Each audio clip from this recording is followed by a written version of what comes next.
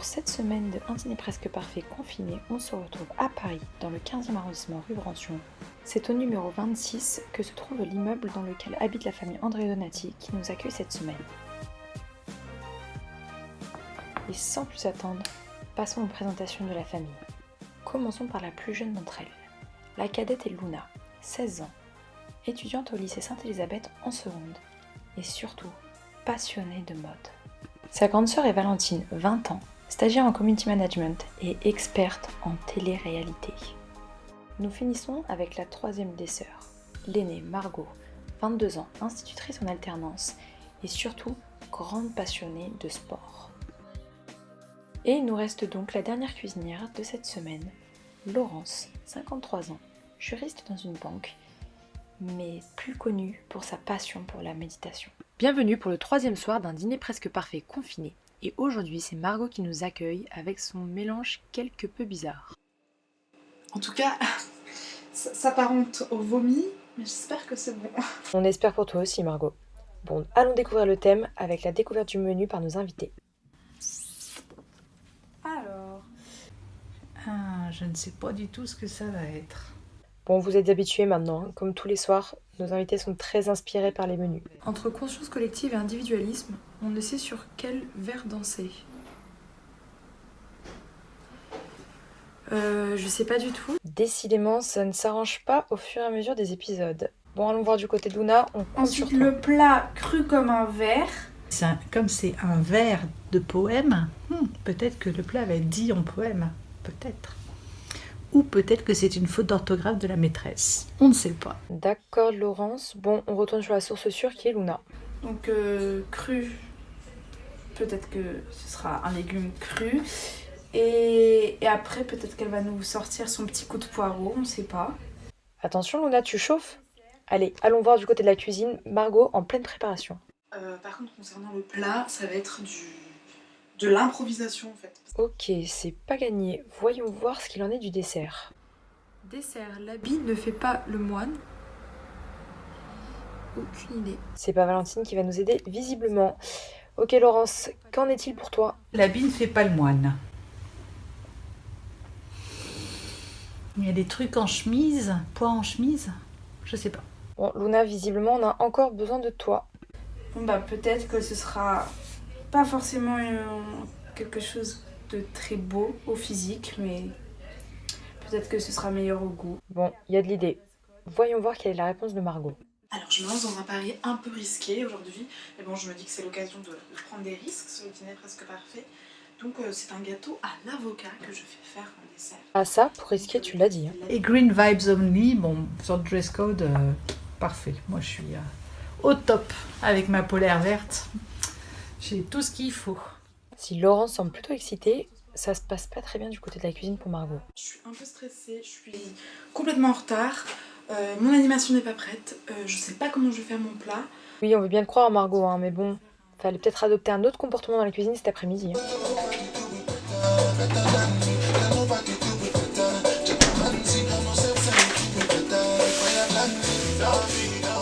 Oui, on t'a vu. Bon, allez, trêve de plaisanterie et passons à l'animation. Bonsoir. Donc j'ai des petites cartes ici qu'on va tirer chacune successivement. C'est un tu préfères, donc vous avez le choix entre deux propositions, tu préfères ceci ou cela. Donc si on préfère une chose, on lève la main en haut et on la met en bas si on préfère autre chose. Ah l'auréole. Après les petits problèmes de transpiration très appétissants de Margot, l'animation peut enfin commencer. Tu préfères ne plus jamais avoir d'eau chaude de ta vie, mais que tout le monde ait accès à l'eau potable, ou avoir ta vie normale, mais avec une terrasse et piscine sur un toit de Paris. Vous avez compris? Mais tu dois pas me noter tout de suite, il faut attendre qu'on fasse tous en même temps. À peine le premier tour et Margot perd déjà son sang-froid. C'est pas gagné. 1, 2, 3. Ok, ça va. La suite. Le jeu se continue, mais s'il n'y a pas de punition, c'est un peu moins drôle, n'est-ce pas Luna? Non, je fais un musée.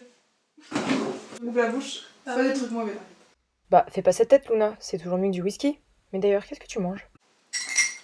Coco. Ouais. Tu t'en sors plutôt bien Luna quand on voit ce que Laurence a dû déguster.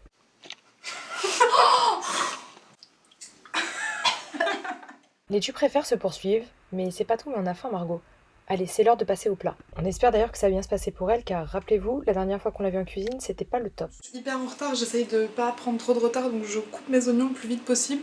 Mais là, je suis en PLS. Ce serait mieux pour Margot que les invités notent plutôt sur le goût que sur l'esthétique, parce que ça risque d'être pas gagné. Bon, malgré le retard, elles n'ont pas le temps de s'ennuyer, puisque des coloriages ont été mis à leur disposition. C'est l'heure des dernières finitions pour Margot, avant d'amener son plat des moins risqués sur la table. Découvrons tout de suite la réaction de nos invités. Oh, qu'est-ce que c'est beau! Oh, c'est trop joli, hein? Si la présentation semble plaire à Laurence, place à la dégustation. Alors, donc, cru comme un verre, c'est donc un tartare avec un petit gratin à côté et une petite salade de On peut avoir plus de précision sur... Eh bien, je vous laisse deviner ce qu'il y a à l'intérieur. C'est visiblement une habitude pour nos hôtes cette semaine de garder le mystère autour de leur plat. Bah ça, c'est à vous de deviner. Allez, voyons si ça plaît à nos invités. Non, c'est C'est nous, Margot vient de cracher sur Valentine. Elle vient de me cracher dessus. Alors déjà qu'elle a des auréoles. Ouh là là, ça tourne au vinaigre pour Margot. Allez, on se concentre sur le plat pour de bon cette Y fois. aurait-il un peu de salé de poivre, s'il vous plaît? Elle est rendue débutante, ne pas mettre le sel sur la table. Et en son absence, les langues se délient. Je reviens pas qu'elle a me cracher dessus. Genre, sur mon doigt, sur mon assiette. C'est le cas de le dire, hein, les langues se sont bien déliées ce soir. Vous avez compris le jeu de mots? Qu'est-ce que vous en pensez? Bon, on dira après, hein. À voir dans les toilettes. Visiblement, c'est pas ce soir qu'on aura les impressions des invités sur le plat. Allez, on passe de ce pas au dessert. Enfin, si Valentine y parvient. Mais je suis déjà calée. Mais tu te fous de nous là? C'est trop mangé. Je pas de place pour le dessert. On a la solution pour toi. Un peu de coloriage et ça va te faire de la place automatiquement. Et visiblement un peu de bitchage aussi. On est gras comme le poireau. Je trouve que c'était un petit peu gras. C'était bon, mais un peu gras. Alors venons de parler de la personne qui a fait une tarte tatin. Oui, non, mais s'il y a du bon gras et du mauvais gras. Espérons que Laurence sera plus convaincue par le dessert. Waouh! C'est très vert, ça, hein? C'est enfin le moment de goûter et chacun le fait à sa manière. N'est-ce pas Laurence? Où est-ce que je commence? Bien que le dessert semble plaire, les critiques s'accumulent pour Margot. Tu d'avoir pris la légère ce repas. Non? T'es sûre? Il était donc évident qu'un clash allait exploser à un moment ou à un autre. Par contre ton assiette elle est pas verte. Non. C'est pour ça que je l'ai prise pour moi. Et toi, tes assiettes, elles étaient en forme de chou peut-être? Ça existe pas? Bah si, sûrement. Il est donc l'heure de passer aux notes et de voir si toutes ces critiques ont impacté Margot. Sans plus attendre, les notes commencent avec l'animation de Margot. Ça manquait un peu de fun. Le thème était très intéressant. C'était sympa, mais on s'est pas éclaté non plus. Les avis sont assez mitigés. Voyons voir ce qu'il en est des notes. Moi, je mets 8. 6. Je mettrais un 7 sur 10. Sans plus attendre, passons aux notes du plat. Le plat, qu'est-ce que j'avais dit? J'ai trouvé ça très bon.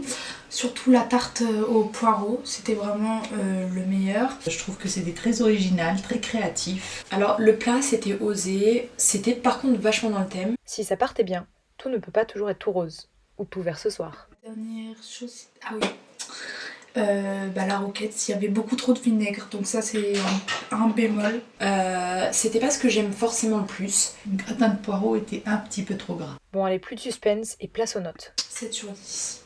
Je mets 8. 7. Qu'en est-il des notes du dessert? Pour le dessert, j'étais pas très fan du gâteau parce que le jus de citron m'a un peu dérangé. Petit démence, c'est le bureau des plaintes du côté de Valentine ce soir. On va aller essayer de chercher un peu de positivité du côté de Luna. Le gâteau un peu sec. Ouais bon, ok, Laurence, c'était notre dernier espoir. Hein. La créativité, la recherche était très intéressante. Un gâteau à l'avocat, c'est quand même pas banal. Merci Laurence, on savait qu'on pouvait compter sur toi. Voyons quelles sont les notes pour le dessert. 6 sur 10. Pour moi, ça sera un 8. Je vais mettre 7. Incroyable, Valentine a mis une meilleure note que Laurence. Bon, voyons voir ce qu'il en est du respect du thème. Au respect du thème, 9, parce que je pourrais mettre 10 presque, hein, parce que franchement, écologie vert, tous les plats verts, le colorant vert partout, le thématique tout le monde en vert, l'animation vert, parfait. Et du coup, on n'a toujours pas compris pourquoi est-ce qu'elle a pas mis 10. Bon, passons à Luna. J'étais complètement respectée, donc pour moi ça mérite un 10 sur 10. J'ai pas de choix, j'ai pas de justification, c'est un 10. Incroyable, c'est encore du jamais vu pour un dîner presque parfait confiné. Les notes de la présentation vont-elles suivre cette lancée? Pour ce qui est de la présentation, je trouve que Margot s'est donné, que ce soit la table, les tenues, Et les plats avec que du vert. Ça semble plutôt bien parti. Qu'en est-il pour les autres invités? Les plats étaient très bien présentés, que ce soit au niveau de la couleur, que ce soit au niveau juste propre. La nappe était pas très propre, elle était un peu pleine de miettes. Donc bon, je trouve que ça c'était moyen. C'était si bien parti pourtant.